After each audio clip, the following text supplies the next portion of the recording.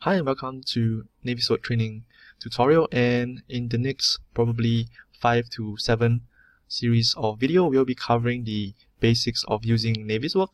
And if you are existing trainee or client of BIMLife, you would know where to access the file, whereas if you are not a client or trainee of BIMLife, then just write probably your email or try to contact me and I will send you the files if you wish to follow along. It would help if you follow along to just familiarize as well. So Naviswork is a software to enable VDC, and there is so many buzzword: BIM, VDC, IDD. VDC stands for Virtual Design Construction. So primarily focusing on 4D and 5D time and cost involved in the project. So what I'd like to kind of explain or kind of let people understand what is exactly VDC do, I always like to think of it as what are you going to do with a BIM model. So that's VDC.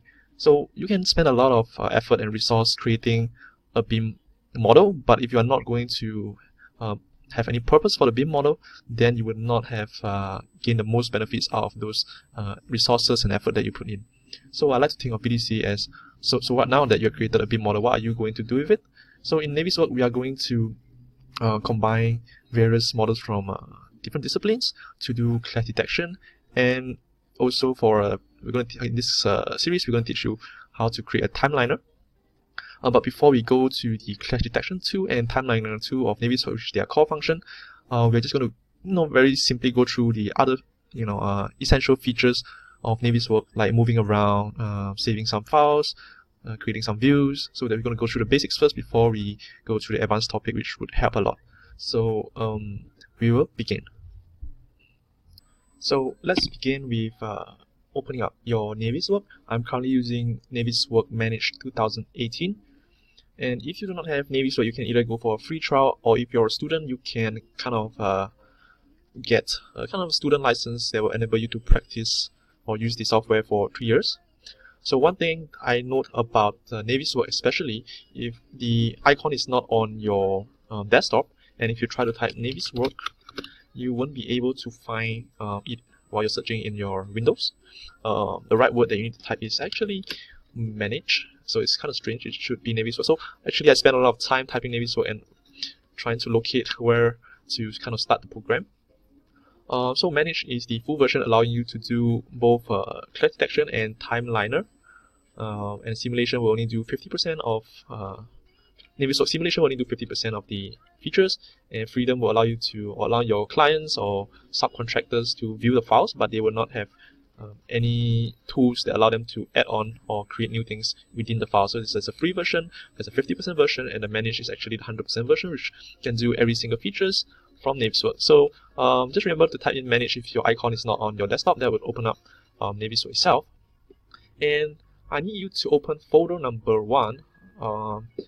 So we have, let me just go back, there's a total of 5 folders, and we'll start with folder number 1 and then go consecutively. So folder number 1, and you will see a blue file, .rbt, this is a Revit file, and the way you can actually convert, this is Naviswork and this is Revit, right? So can Naviswork open Revit file? Yes, you can, and the easiest way is just to click and drag it. Okay, so when you actually do that, you are actually converting the file to a Naviswork cache file, because in order for Naviswork to read a Revit file, they need to do some conversion, and the conversion is simply to drag the file in. That's all you need to do to convert the file. So it's going to take some time here, okay, but once you have convert the file for the first time, you'll be slightly faster.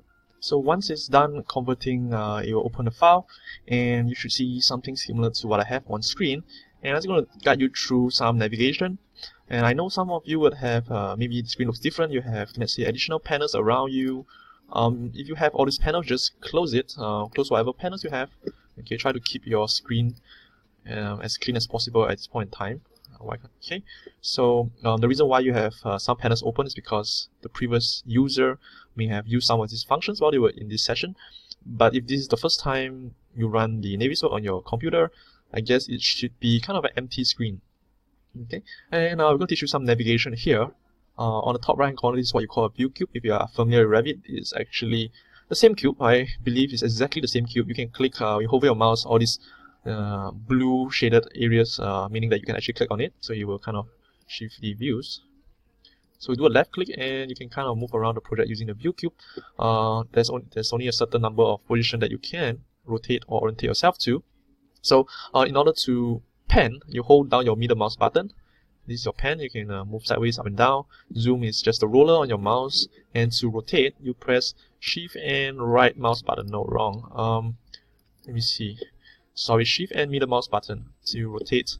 I believe it's the same with Revit, but you can check it out. I can't forget, it's all muscle memory here. So it's Shift and the middle mouse button to rotate around. And if you want to select an object, just do a left click. Any selected objects will be highlighted in blue here, just like in Revit. So between Revit and Naviswork, since they belong to the same company, Autodesk, you will find that the tools, the position of the tools, the interface, all these are kind of quite similar to Revit.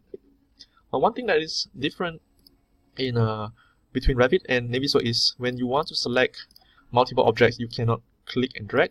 As you can see, it does not form a boundary box. You need to hold down the spacebar and click and drag with your left mouse button. That's when you can select multiple objects. We're not going to select anything at this point in time.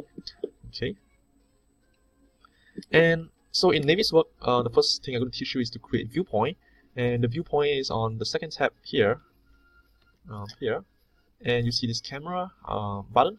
So you can orientate your view, and if it's something that you find that you need to use often, just go ahead and click on the viewpoint button. And when you do that, you kind of under save viewpoints, you can see here, I'm just going to name this as view 1. Okay, probably you inside the actual project you want to give a name that is representative of your view, but right now for training purpose I'm just going to name all my view 1, 2, and 3. And let's all create 3 viewpoints in total. So just keep rotating, and once you find the angle that you want, click on the camera button. So that's view 2. I'm just going to rotate to any location, and finally take another press the camera button. That shall be view 3. And the purpose of a viewpoint is whenever you click on them, they bring you back to the view where kind of where the photo was taken. That's why you can think of it. So instead of always opening up Naviswork in a new file and trying to orientate yourself to a particular location that is critical or has a frequent use within the project, you can set up the viewpoint so that you don't have to orientate yourself each time you open the file. Here, and so this is we also see some of the folders. You can click on them. These viewpoints all come with the kind of the Revit file. You can go ahead and click on them. So the reason why they're here is they are from the Revit file, so you kind of not need them.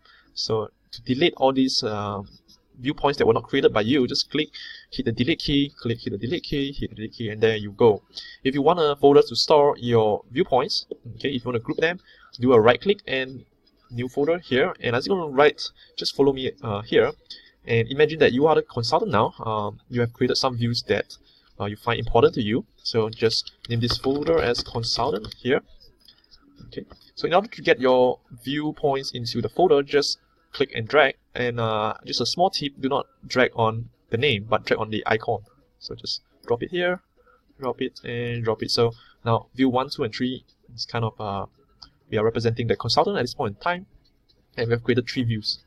Okay, once you are done with this creation of these 3 viewpoints, just go and hit the save button. And you can see suddenly there's a file inside folder number 1. If I open up folder number 1 again, okay, here you go. Initially we started with just a Revit file, and we didn't even press save, but there's already a file here. So what happens is the moment you bring a Revit file into Naviswork, they will create a cache file, and the suffix for cache file is NWC. So there's about 3 different formats: NWC, NWF, NWD.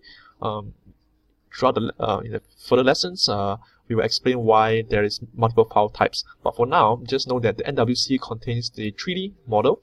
And going back to Naviswork, I'm just going to press the save button, and when you click the save button, you're actually saving as a Naviswork file set, which short form is NWF file. So go ahead and press save. And if you open up folder number 1, you can see NWC, Naviswork cache, and NWF. And the NWF file is very small here, right? And so the NWF file, in comparison to the NWC file, is your 3D model belongs here, and your comments, your annotations, your markups, your tests, they all belong in this file set file instead of the cache file.